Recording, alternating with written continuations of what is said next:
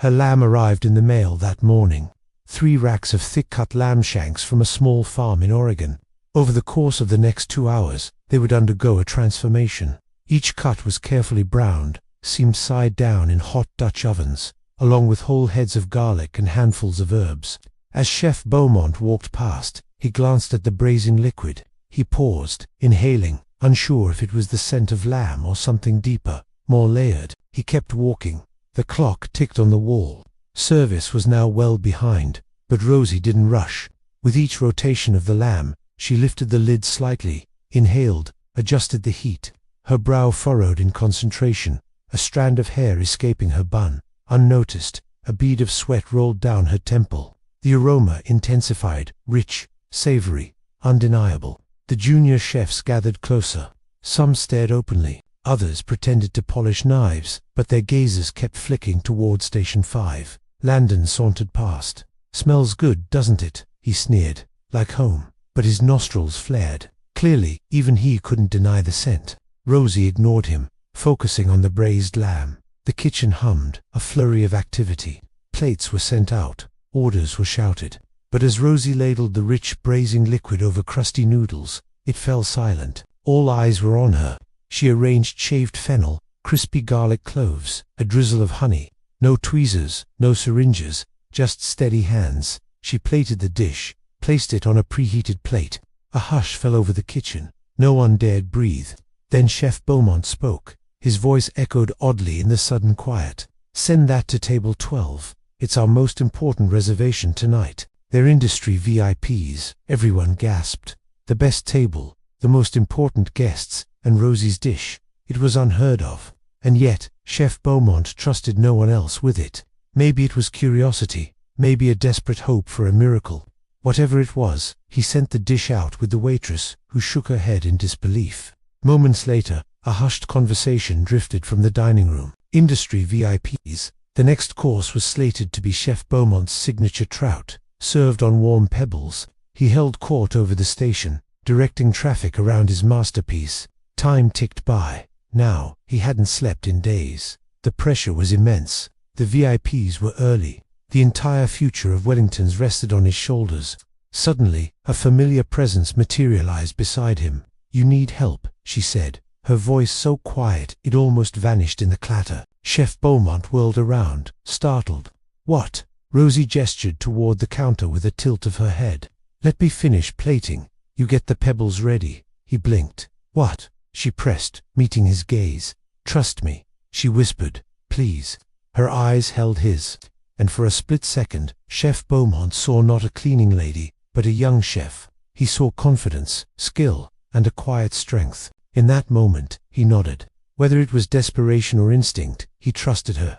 The look on Chef Landon's face was priceless, but Chef Beaumont ignored him. He knew what was at stake. The trust was a risk, but perhaps not as risky as letting ego drive him blind. She worked swiftly, plating the trout with artful simplicity. Butter poached, it shimmered like spun gold. Tiny threads of onion marmalade glistened on top. The pebbles waited, warmed and ready. He took a deep breath, calming his racing heart. He had seen enough. He knew her skills. His signature dish was about to be handled by the cleaning lady, and the waiters were due back any minute. In the center of the action, Rosie steadied her hands over the fish. She had one chance. She had to trust her senses. Her grandmother's lessons echoed in her ears, knowing what food wants to become. "Trust me, please." His words were a whisper. And for the first time in years, she trusted someone else's voice. The dish was plated, placed on the warm pebbles, and with a final nod to Chef Beaumont, she let the waitress take it away. Minutes later, laughter and applause from the dining room washed over them. She did it. Someone breathed. In the kitchen, Chef Beaumont turned to Chef Landon, his expression grave. "That dish is going on the menu. And you," he paused, meeting Landon's eyes, "you're going to learn from her." Before anyone could protest, Chef Beaumont strode out of the kitchen. The room buzzed with stunned silence. Rosie, unaware of the storm she'd caused, continued plating the next courses. The evening continued. More plates went out, more courses, more applause. Rosie cooked alongside chefs now, her station upgraded to one with a flat top and oven. No one scoffed anymore. No one doubted her. By the end of service, Wellington's was buzzing. not with tension, but with excitement. The word was out. The cleaning lady had cooked, and no one wanted to forget it. The maitre d' led the VIPs out. They were clapping. The whole team joined them. Chef Beaumont beamed. It was one of the best services in years. Later, when the kitchen cooled and the staff gathered for their debrief, Rosie stood among them, no longer invisible. Her worn apron was covered in splatters of sauce, flour, respect. Chef Beaumont cleared his throat. "Tonight," he began, "we served one of the best meals in the history of this restaurant, and at the heart of it was our cleaning lady, who in fact is not our cleaning lady at all. She is Chef Patterson."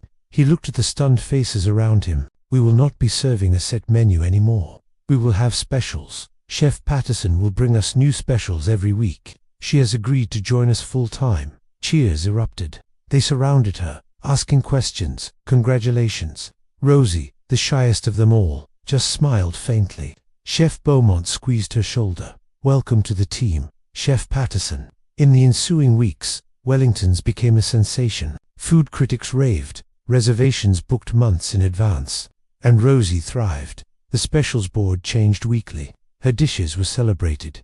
The other chefs respected her.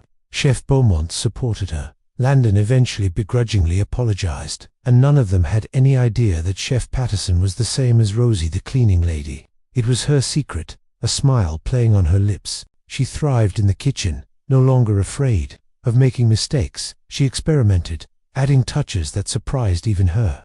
The old chefs embraced new techniques. Junior chefs shadowed her. The kitchen hummed with creativity. Rosie found her voice, and with it, her power. The journey had been long, from the grease-stained aprons to standing proudly in her own right. But Rosie knew one thing for sure. The legacy of two grandmothers, both named Rose, lived on. One in the memory, one in the kitchen, one in the heritage, one in the heart. It was a legacy of resilience, talent, and love, passed down with every dish, every lesson, every story. The old Rosie might have been lost, but the new Rosie, Chef Patterson, was just beginning.